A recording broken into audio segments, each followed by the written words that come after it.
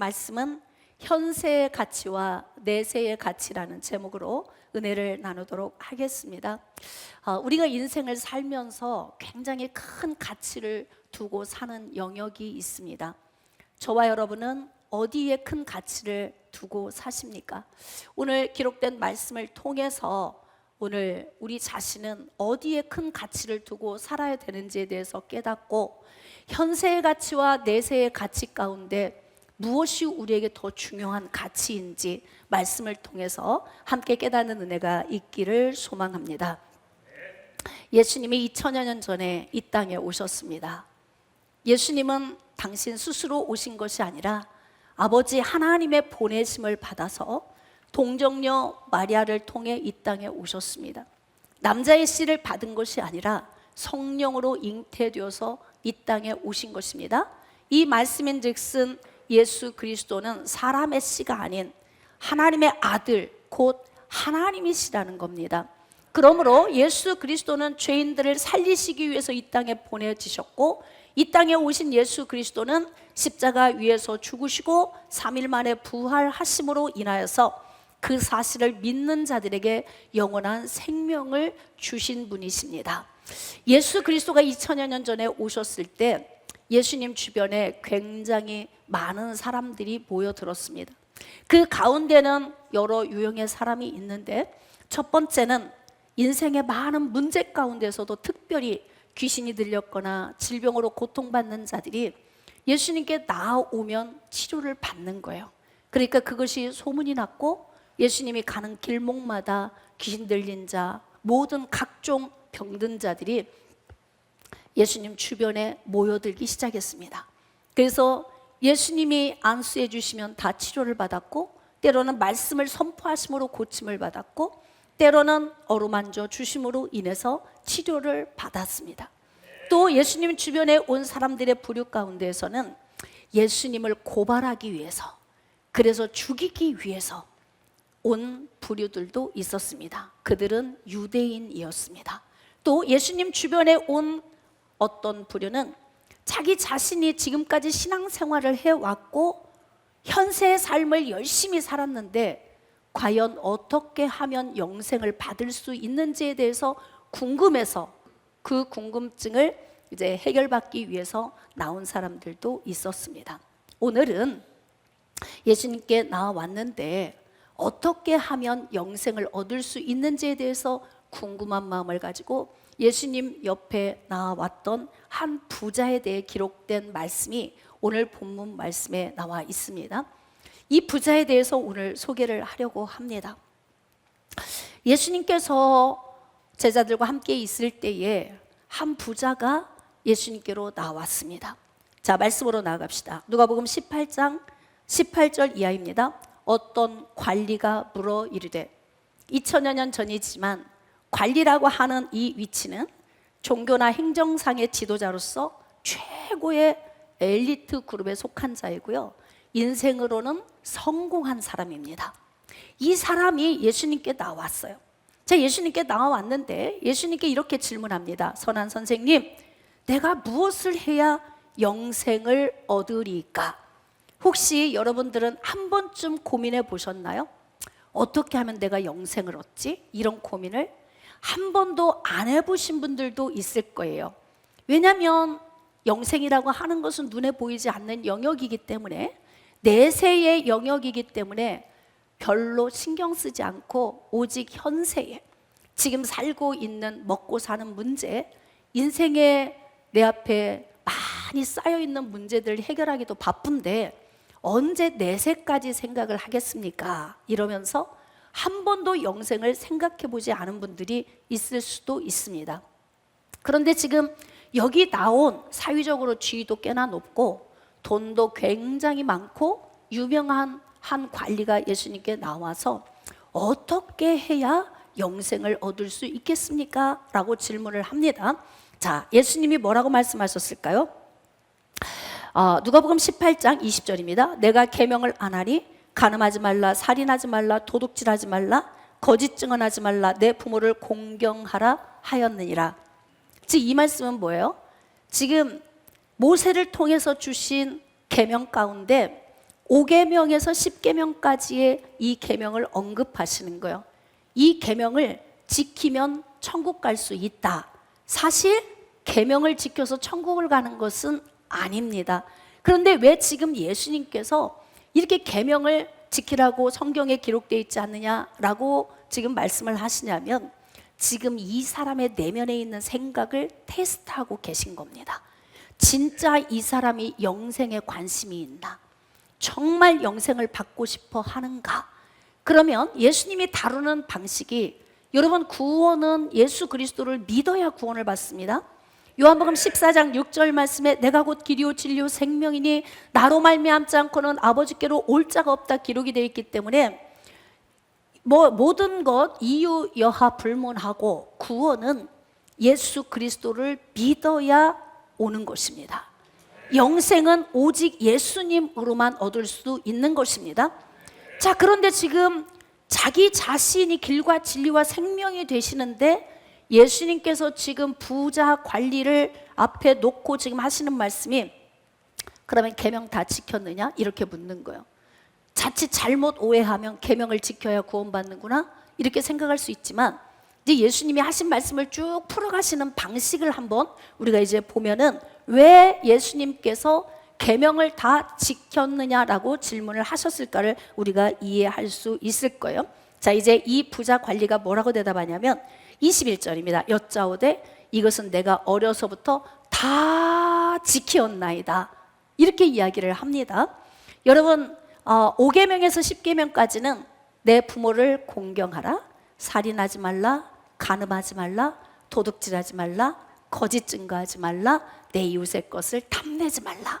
이렇게 6가지의 계명입니다. 그런데 지금 이 부자 관리가 저는 다 지켰습니다. 이렇게 이야기를 하는 거예요.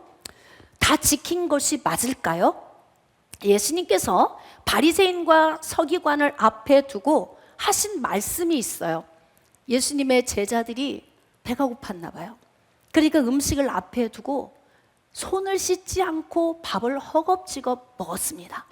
그랬더니 그 모습을 지켜본 바리새인과 서기관들이 예수님께 따지듯이 고발하듯이 이야기를 하는 거예요. 선생님, 왜 당신의 제자들은 부정한 손으로 음식을 먹습니까? 우리는 지금까지 장로의 전통에 의해서 손을 씻지 않고 먹는 법은 용납도 안 되거니와 우리는 그렇게 먹어본 적이 없습니다. 이렇게 질문을 했습니다. 자, 그랬더니 예수님이 이렇게 말씀하신 거예요. 마가복음 7장 6절입니다. 이르시되 이사야가 너희 외식하는 자에 대하여 잘 예언하였도다. 기록하였을 이 백성이 입술로는 나를 공경하되 마음은 내게서 멀도다.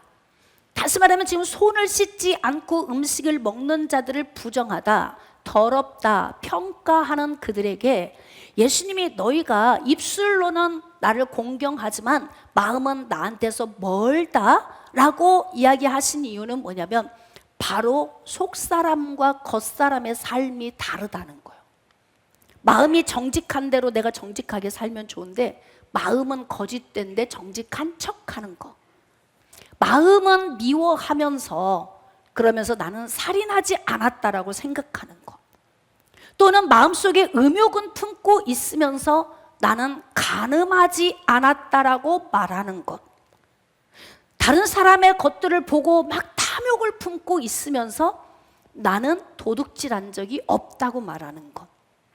내 안에 있는 동기는 악한데 내가 그것을 삶 속에 적용하지 않고 살았기 때문에 나는 다 지켰고 굉장히 깨끗한 사람입니다 라고 설명을 한 거예요. 그런데 예수님께서 이들의 모습을 보면서 외식하는 자들이라고 말씀을 하셨습니다. 자, 그러면서 너희의 입술과 마음은 다르다. 나에게서 마음이 없다. 이렇게 말씀하시고, 자, 7절. 사람의 계명으로 교훈을 삼아 가르치니 나를 헛되이 경배하는도다. 하나님께서 주신 10계명의 본질은 위로는 하나님 사랑, 아래로는 이웃 사랑이에요. 그러니까 살인 안 하고 간음 안 하고 도둑질 안 하고 거짓말 안 하고 욕심 안 냈으면 나는 죄를 안 지은 거야가 아니라, 결국은 이웃에 가서 사랑을 베푸는 것이 10계명이 우리에게 요구하는 바라는 거예요. 그런데 지금 내 자신 스스로만 나는 사람들의 눈에 보일 때 죄로 저촉될 만한 죄를 짓지 않았다라고 이야기하는 이 부자 관리에 대해서 예수님께서 사람의 계명으로 교훈을 삼았다, 이렇게 말씀을 하십니다. 자, 그러면 사람의 계명으로 교훈을 삼아 가르치면서 외식적으로 산 그들의 삶에 대해서 하나님의 계명과 무관한 삶을 살았다, 이것을 지금 예수님이 말씀하시고, 사람의 속에서 나오는 것이 그렇게 더럽다는 거예요. 손을 씻지 않고 먹는 음식은 먹어서 배를 지나 뒤로 나가니까 그건 더러운 게 아니다. 그런데 사람의 속에서 나오는 악한 생각, 그렇죠? 여러분, 하루 중에 그 악한 생각 때문에 얼마큼 갈등하십니까? 누구를 판단하고 정죄하고 또 내 스스로 분별하면서 내가 겉으로 표현은 안 하지만 내 속에서 싫어하는 마음, 이런 많은 악한 그런 생각들이 우리 안에 있잖아요. 왜 그런 마음이 우리 안에서 나올까? 배운 적도 없는데, 부모님이 그렇게 하라고 가르친 적도 없는데, 그런데 내 속에서 알아서 나오는 거예요. 그건 바로 우리가 태어날 때부터 죄의 본성을 가지고 태어났다. 그러므로 우리는 죄와 무관한 삶을 살 수 없다. 내가 계명을 지킴으로 죄인에서 자유로워지는 것이 아니다. 사실은 예수님은 지금 이 부자 관리에게 하시고 싶은, 설명하시고 싶은 말씀이 많을 거예요. 그런데 지금 예수님은 이 부자 관리를 테스트하고 있습니다. 자, 마가복음 7장 21절로 23절. 속에서 곧 사람의 마음에서 나오는 것은 악한 생각, 곧 음란, 도둑질, 살인, 간음, 탐욕, 악독, 속임, 음탕, 질투, 비방, 교만, 우매함, 이 모든 악한 것이 다 속에서 나와서 사람을 더럽게 하느니라. 그러니까 결국 우리 안에 숨겨져 있는 그 더러움을 숨겨놓고 저는 와서 계명 잘 지켰습니다 라고 하는 부자 관리를 우리가 지금 여기서 말씀의 기준에 서서 유대인으로 산 부자 관리를 한번 지금 평가를 해보는 거예요. 자, 누가복음 18장 22절 이하입니다. 예수께서 이 말을 들으시고 이르시되 내게 아직도 한 가지 부족한 것이 있으니 내게 있는 것을 다 팔아 가난한 자들에게 나누어 주라. 오지 말걸.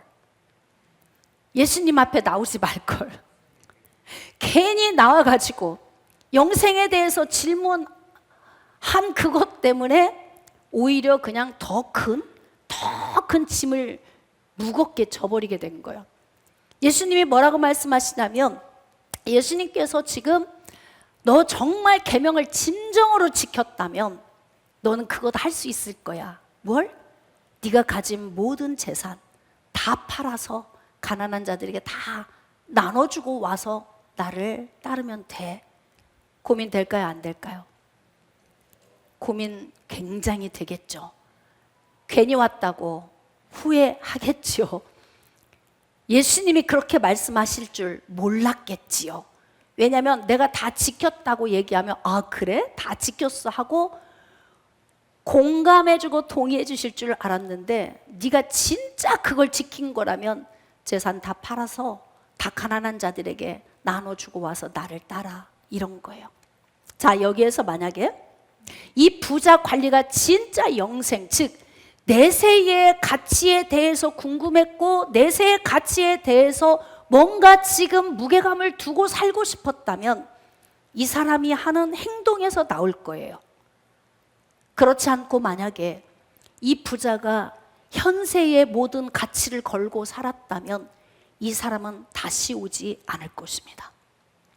23절입니다. 그 사람이 큰 부자이므로 이 말씀을 듣고 심히 근심하니라. 왜 근심해요? 내가 정말 영생에 관심이 있다면 근심할 필요 없어요. 왜인 줄 아십니까? 이 땅에서의 삶은 70이요 강건하면 80이에요. 80 넘었으면 살았으나 죽은 것 같은 삶을 사는 거예요. 자, 그런데 조금 있다가 이 세상을 떠날 그러한 삶을 사는데, 여러분 내세로 들어가면 내세의 시간은 시작도 없고 끝도 없어. 내세의 시간은 내 힘으로 어떻게 할 수가 없어요. 내세의 시간은 천국이나 지옥으로 가는데 예수 그리스도를 믿은 사람은 천국을 가지만 예수 그리스도 없이 죄를 가진 그대로 죽은 사람은 그 죄 때문에 지옥을 갈 수밖에 없어요.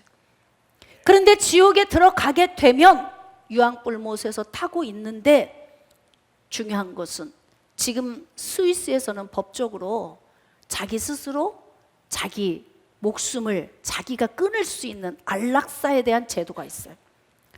그런 제도가 지옥에 있으면 얼마나 좋겠습니까? 내가 가서 너무 고통스러우니까 차라리 내가 그냥 내 목숨을 끊어야 되겠어. 그래서 죽을 수 있으면 좋은데 지옥은 그런 곳이 아니에요. 지옥은 유황불못으로 들어가면 영원히 그곳에서 고통받는 거예요. 이 땅에서 이렇게 힘들게 사는 것도 지겨워 죽겠는데, 응? 이 땅에서 이렇게 가난하게 사는 것도 슬픈데, 이 땅에서 질병으로 고통받으며 아파하는 것도 너무너무 힘든데, 그런데 지옥에 가서 영원한 불못에서 죽을 수도 없는 데서 영원히 살아야 된다. 진짜 이 부자 관리가 이 고민을 하고 왔다면, 그렇다면 근심할 이유가 하나도 없어요. 왜냐하면 우리는 일용할 양식을 먹고 살거든요. 여러분, 내일을 살아보신 분 있으시면 손 한번 들어보실래요? 내일. 우리는 내일을 살지 못합니다. 우리 존재는 현재, 지금을 살고 있는 거예요. 그래서 성경에서는 일용할 양식을 위하여 기도하라 그랬어요. 오늘 먹고 마시고 입고 쓰는 것. 왜냐하면 오늘 하루만 나에게 보장되어져 있기 때문에 그래요. 내일은 우리에게 보장되어져 있지 않아요. 지금도 수없이 많은 사람들이 죽어가고 있어요. 오늘 아침에도 일어나서 뉴스 헤드라인을 보니까 몇 명이 죽고 교통사고로 어떻게 죽고 물에 빠져 누가 죽고 홍수가 나서 계속 사건과 사고가 쭉 나열돼 뜨는 거야. 오늘 나는 숨 쉬고 있지만 누군가는 죽어가고 있고 누군가는 죽었고 누군가는 또 죽을 것이고, 우리에게는 내일이 보장되어져 있지 않다는 거예요. 그러니까 이 부자 관리가 만약에 진정으로 영생에 대해서 갈급한 마음으로 왔다면, 그래, 다 팔아서 가난한 자를 주고 내가 영생을 선택해야지, 이렇게 나왔을 거예요. 그런데 이 부자 관리는 굉장히 갈등이 되고 근심이 됐어. 그리고 돌아갔는데 다시 오지 않았습니다. 여기서 우리는 무엇을 알 수 있을까요? 이 부자 관리의 인생관을 우리가 알 수 있어요. 그의 인생관은 현세에 대한 가치에 목숨 건 사람이에요. 여러분, 사람은 영적인 존재라서 이 땅에서가 끝이 아닙니다. 사람은 죽음이라고 하는 끝을 맛보게 되는데요, 이 땅에서의 끝은 내세로의 시작이에요.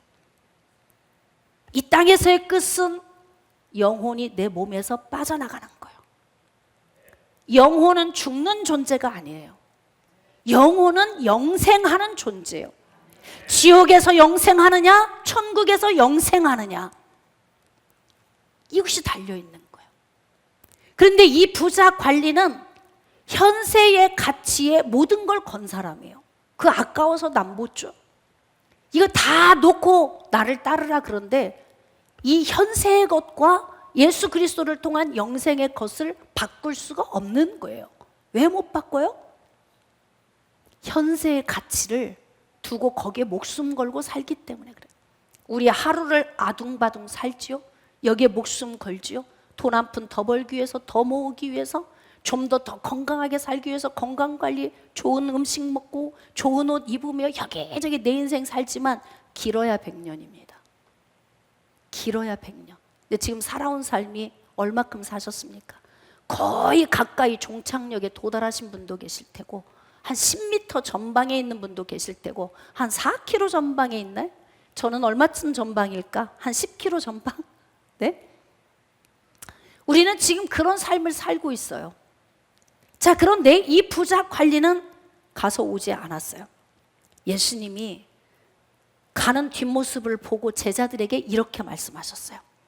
누가복음 18장 24절 이하입니다. 예수께서 그를 보시고 이르시되 재물이 있는 자는 하나님의 나라에 들어가기가 얼마나 어려운지 낙타가 바늘귀로 들어가는 것이 부자가 하나님의 나라에 들어가는 것보다 쉬우니라 하시니, 이 말씀은 부자는 구원 못 받아, 그런 의미일까요? 여러분, 예수님은요 지금 이 사건을 통해 제자들에게 이 사건을 설명하기 위해서 굉장히 고난이도의 해석법을 적용하고 계십니다. 그러니까 그 성경 말씀을 묵상을 할 때는요 예수님이 지금 어떤 의도성을 가지고 무엇을 말씀하시려고 이렇게 말씀하는지에 대해서 우리가 깨달아야 되는 거예요. 낙타가 바늘귀로 들어가는 것보다 부자가 천국에 들어가는 게 더 어렵대. 그래, 가능이에요, 불가능이에요? 불가능인 거지. 그 말은 그만큼 부자가 되기 위해서는 현세의 가치에 목숨 걸고 살았다, 그 뜻이에요. 그러니까 현세의 가치에 목숨 건 사람은 내세의 가치에 무게감을 두지 않아요. 그러니까 그런 사람들은 영생을 바라보지도 않고 예수님께 와서 어떻게 해야 영생을 얻을 수 있습니까? 질문한 것은 내가 그렇게 의롭게 살았다 말하고 싶어서 온 거지 진짜 영생을 얻고 싶어 온 게 아니에요. 진짜 영생을 얻고 싶어서 왔다면 재산 그래 까짓것 가난한 사람 다 나눠주지 뭐, 다시 벌면 되고, 매일같이 광야에서 새벽마다 만나가 내려온 것처럼 모든 사람에게 재물과 부요를 주사 능히 수고함으로 분복을 받아 누리게 하신 것은 하나님의 선물이라. 그러니까 하나님께서 주실 거야. 그렇게 믿음을 가지고 다 정리하고 예수님 따를 수 있는 그런 내세의 가치의 소유자가 아니었다는 거예요. 그렇기 때문에 현세에 초점을 두고 오직 현세에만, 오직 지금만 먹고 사는 것만, 나의 쾌락만 위해서 산다면 이 사람은 내세에 관해서 관심이 없는 사람이기 때문에 내세로 갈 수 있는, 영생으로 갈 수 있는 기회를 얻을 수 있다 없다, 그 의미인 거죠. 그러니까 근심하며 가는 그 사람을 보면서 예수님이 얼마나 안타까우셨겠어.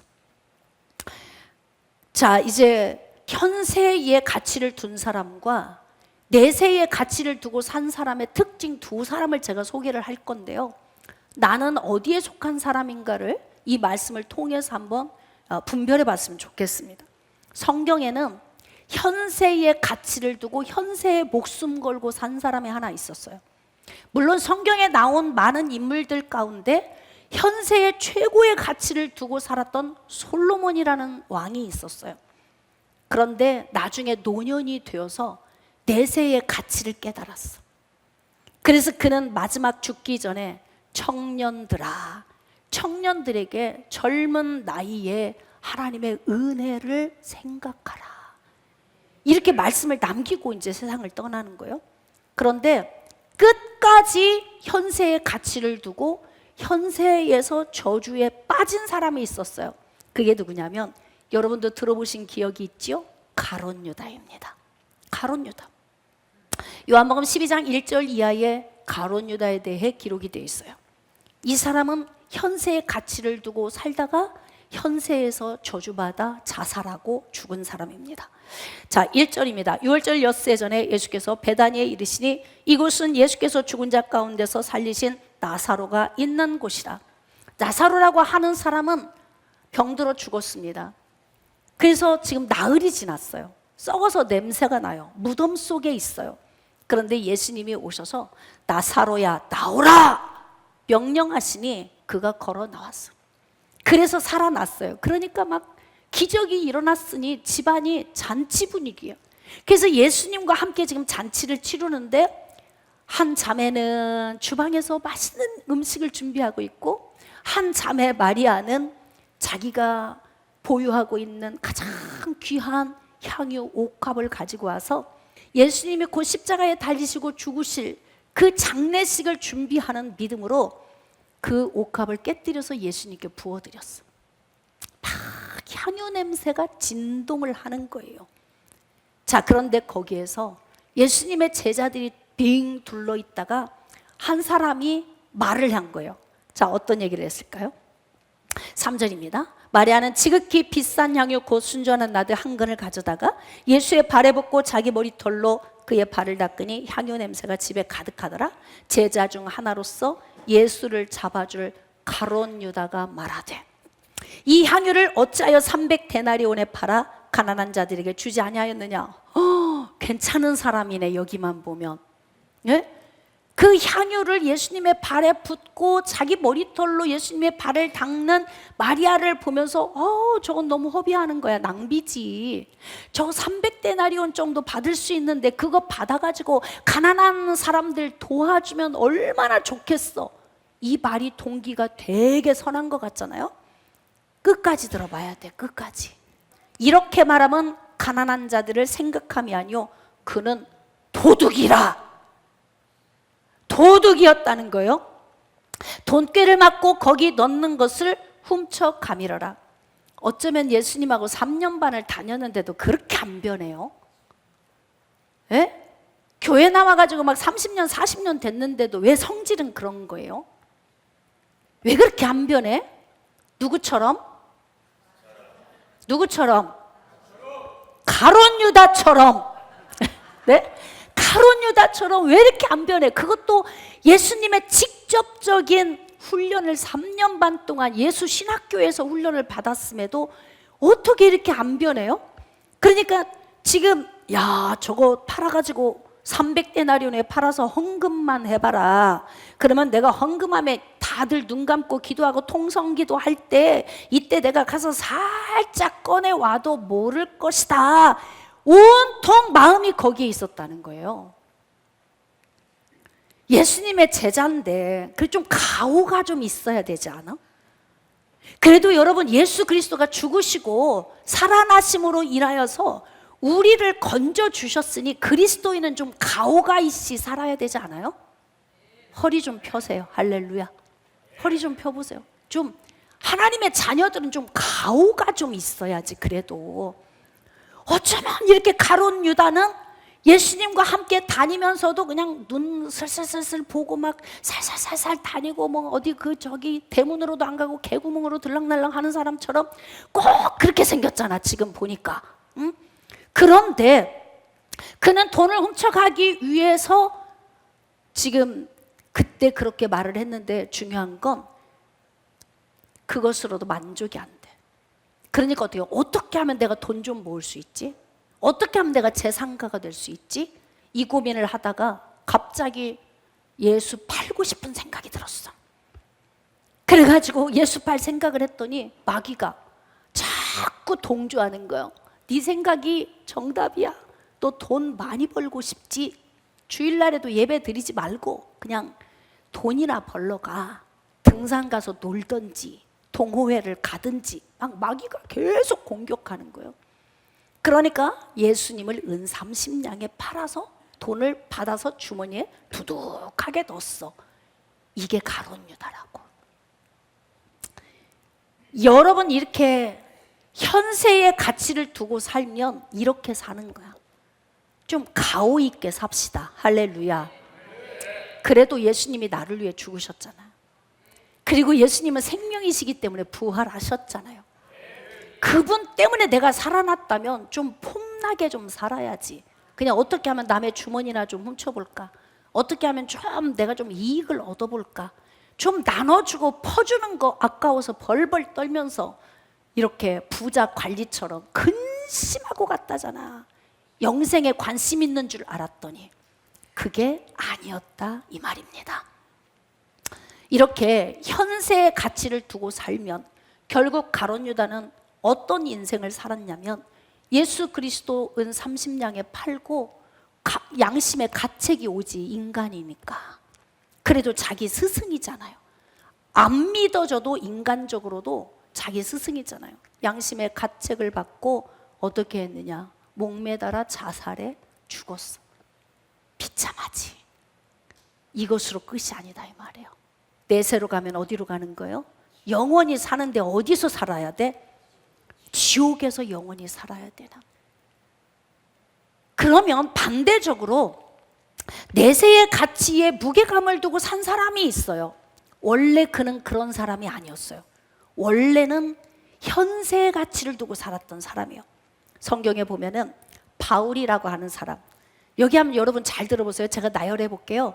여러분도 이만큼 스펙이 좋은 분 계십니까? 빌립보서 3장 4절 이하에 그러나 나는 바울을 의미해요. 성경에 바울이라고 하는 사람이 있어요. 나도 육체를 신뢰할 만하며 만일 누구든지 다른 이가 육체를 신뢰할 것이 있는 줄로 생각하면 나는 더욱 그러하니 나는 8일 만에 할례받고 이스라엘 족속이고 베냐민 집하고 히브리인 중에 히브리인이고 율법으로 바리새인이고 열심으로는 교회를 박해하고 율법의 의로는 흠이 없는 자라. 이 사람의 그 스펙은 그 시대에 아주 유명한 가말리엘 문화생으로서의 스펙도 스펙이지만 이 사람의 스펙은 아까 부자 관리처럼 나는 계명 다 지켰습니다 이런 거예요. 혈통 좋지, 가문 좋지, 지금 이스라엘 민족에서 태어났지만 엄청 가오 잡고 산 사람이야. 그런 사람인데 빌립보서 3장 7절 그러나 무엇이든지 내게 유익하던 것을 내가 그리스도를 위하여 다 해로 여길 뿐더러 원래는 현세의 가치를 두고 살았던 사람이야. 거기에 목숨 걸고 살았지. 나는 이런 사람이야. 난 율법의 의로 흠이 없어. 내가 어느 정도로 율법을 지키고 살았는 줄 알아? 이렇게 현세의 가치에 가오를 잡고 살았던 사람인데요, 예수님이 찾아오셨네. 그래가지고 예수님이 그를 만나주신 거예요. 빛으로 예수님이 그에게 오신 거예요. 그래서 예수님을 만나고 났더니 자기가 지금 가오를 잡고 있던 이것이 냄새나는 배설물처럼 여겨졌다는 거야. 그러나 무엇이든지 내게 유익하던 것을 내가 그리스도를 위하여 다 해로 여길 뿐더러 또한 모든 것을 해로 여김은 내 주 그리스도 예수를 아는 지식이 가장 고상하기 때문이다. 여러분, 예수 그리스도를 아는 지식이 왜 고상합니까? 이 땅에서 어떠한 모양으로 살았어도 예수 그리스도를 믿는 믿음이 있으면 내세에 어디서 산다? 시작. 천국에서 영원히 사는 거예요. 천국에서 영원히 사는 티켓은 어디에서 준비하냐면 현세에서 준비해야 되는 거예요. 그래서 현세에서 우리는 어디에 가치를 둬야 되냐면, 여러분, 현실의 삶이 필요 없다, 무가치하다, 그걸 말하는 게 아니에요. 현실의 삶 중요합니다. 행복하게 살아야 되고 기왕이면 복되게 살아야 하고 모든 걸 하나님이 주신 은혜 안에 살아야 되는 건 맞아요. 그러나 잠시 70여 강건하면 80인 인생을 살면서 현세에만 가치를 두고 사는 건 어리석은 것이다. 깨달아지십니까? 그런데 지금 바울은 내세의 가치를 두게 된 굉장히 놀라운 전환점이 있었어요. 그 전환점이 바로 무엇이냐면 예수님을 만난 사건이에요. 예수 그리스도를 만나고 나니까 세상에 있는 것이 무가치하게 느껴졌다. 이거 아주 중요한 말입니다. 세상 것 다 필요 없다, 이 말이 아니고 세상에서 우리가 누리는 것이 무가치하다. 다시 말하면 70여 강건하면 80인 인생 동안만 필요한 것이다. 일용할 양식으로 우리가 지금 100세 시대를 살면 36,500일을 우리가 살 거예요. 그럼 36,500일을 사는 동안에 필요한 그 정도의 가치만큼만 우리가 살다 가는 거예요. 그래서 지금까지 자기가 세상의 모든 자랑거리로 삼고 스펙으로 삼았던 그 모든 가치를 배설물로 여기고 예수님 아는 지식이 가장 고상해. 지금 이렇게 본인이 생각을 하고 있는 거예요. 그것은 그 안에서 내가 발견되려 함이니 내가 가진 의는 율법에서 난 것이 아니요. 자, 아까 그 부자 관리는 율법을 내가 다 지켰습니다 그러잖아. 계명을 다 지켰습니다 이랬다고요? 그 계명에서 의가 되는 게 아니다 이 말이에요. 어떤 행위에서 의가 되는 게 아니고 오직 그리스도를 믿음으로 말미암은 것이니 곧 믿음으로 하나님께로부터 난 의다. 그러므로 구원은 어떻게 받느냐? 계명을 지킴으로 구원을 받는 것이 아니라 예수 그리스도를 믿음으로 구원을 받는다. 바울은 이렇게, 그러니까 내세의 가치를 그쪽에 비중을 두고 무게감을 그쪽에 온전히 두고 살았던 그 바울이 지금 고백하는 거예요. 자, 그런데 다시 이제 원점으로, 그림으로 가봅시다. 부자 관리는 그렇게 근심하고 갔고, 예수님은 낙타가 바늘기로 들어가는 것이 부자가 천국에 들어가는 것보다 훨씬 쉬워, 이렇게 말씀을 하셨거든요. 그러니까 현세의 모든 가치를 두고 여기만 바라보고 사는 사람은 천국을 갈 수 있다 없다? 없다. 가능성이 0%다. 그 이야기인 거예요. 그 이야기를 나누니까 제자들이 얼마나 고민이 되겠어. 예? 자, 베드로가 여짜오되 보옵소서, 우리가 우리의 것을 다 버리고 주를 따랐습니다. 이거 우리는 다 버리고 따랐다는 거예요. 그러면 버리고 따랐으니까 우리가 구원 받겠지요? 이렇게 생각할 수 있지만 베드로가 다 버리고 따랐다는 의미는 무엇일까요? 자, 29절. 이르시되 내가 진실로 너희에게 이르노니 하나님의 나라를 위하여 집이나 아내나 형제나 부모나 자녀를 버린 자는 현세의 여러 배를 받고 내세의 영생을 받지 못할 자가 없느니라 하시니라. 그래서 신천지는 다 버리는 것까? 가족들도 버리고 다 버리나? 여러분, 성경 말씀을 잘못 해석하면 굉장히 위험해지는데, 이 말씀을 문자적으로 그냥 이해하지 말고 의도성, 예수님이 지금 이 말씀을 주신 의도성이 무엇일까? 자, 제자들이 그래요. 그럼 우리는 다 버리고 주님을 따랐습니다. 여러분이 한번 생각해 보세요. 낙타가 바늘기로 들어가는 것이 부자가 천국에 들어가는 것보다 훨씬 쉽대. 그러면 예수님의 제자들이 이 말씀을 들을 때 우리도 불가능하겠구나, 그 생각 들지 않겠어요? 그러니까 예수님, 우리는 다 버리고 주를 따랐습니다. 그러면 베드로가 진짜 다 버렸을까요? 성경을 묵상하다 보면 베드로는 아내가 있어. 그래서 아내를 데리고 사역 현장을 다녔어요. 그리고 베드로는 병든 장모님을 모시고 살았어요. 다 버린 거예요? 안 버렸잖아요. 그러니까 지금 베드로가 다 버렸다고 말하는 의미는 무엇을 의미하겠습니까? 현세의 가치를 두지 않고 우선순위를 어디에 두었다? 내세의 가치에 무게중심을 두고 주님을 따랐다, 그 얘기예요. 그러니까 자칫 이 말씀을 잘못 해석하면 가정은 필요 없다, 다 버려야 된다, 그렇게 해석을 하면 굉장히 위험해집니다. 왜냐하면 예수님은 가정을 사랑하십니다. 우리의 가족들을 사랑하고 그 안에서 행복하기를 원하십니다.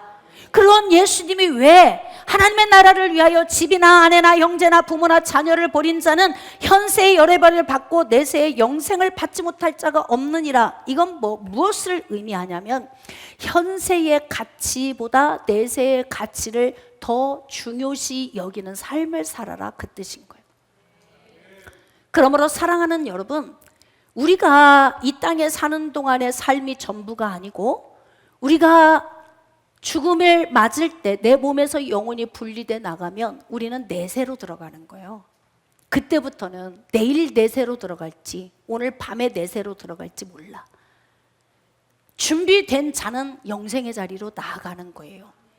그러므로 우리는 현세의 가치와 내세의 가치 중에 어디에 중점을 둬야 되냐면 무게중심을 내세에 둬야 돼요. 왜냐하면 생각해 보세요. 잠깐 밤에 한 경점처럼 지나가는 70여 80인 인생에 초점을 두시겠습니까? 영원히 살아야 하는 내세에 초점을 두시겠습니까? 또 여기서 궁금하신 분 있어. 봤어요? 보여요? 진짜예요? 이렇게 여러분 궁금해하실 수 있습니다. 진짜입니다. 성경이 말씀하신 것은 하나님이 주신 말씀입니다. 하나님은 천지를 창조하신 분이십니다. 말씀은 곧 하나님이십니다. 성경은 1600년 동안 40여 명의 사사와 선지자와 사도들을 통해서 주셨는데요, 딱 근본 기둥은 하나예요. 예수 그리스도. 어떻게 이렇게 긴 시간 동안 한 분에게 받은 말씀이기 때문에 이게 기둥이 하나인 거예요. 그러므로 사랑하는 여러분, 말씀을 좀 정리하도록 하겠습니다. 우리가 이 땅을 사는 동안 눈에 보이는 현세의 가치 중요합니다. 필요하지 않다고 말하는 것이 아닙니다. 그러나 넓게 보면 나라고 하는 존재는 하나님으로부터 왔어요. 지금은 보이는 존재로 있는 거고, 하나님께로부터 우리는 출발해서 와서 언젠가는 육신의 눈으로 보이지 않는 존재로 바뀌어질 거예요. 그 삶까지 준비하고 갑시다. 할렐루야. 그래서 현세의 삶뿐만 아니라 내세의 삶에도 하나님이 주시는 복을 받아 누리도록, 그래서 천국에서 영생하며 살도록 어떻게 하면 되겠습니까? 주 예수를 믿으라. 그리하면 너와 내 집이 구원을 받으리라. 할렐루야. 그러므로 예수 그리스도의 복음을 들으시면서 예수 그리스도의 죽으심과 부활을 믿음으로 받아들이고 믿으시면서 영원한 영생의 내세의 가치를 두시면서 여러분이 복된 현세의 삶을 살아드리는 은혜가 있으시기를 주님의 이름으로 축복합니다.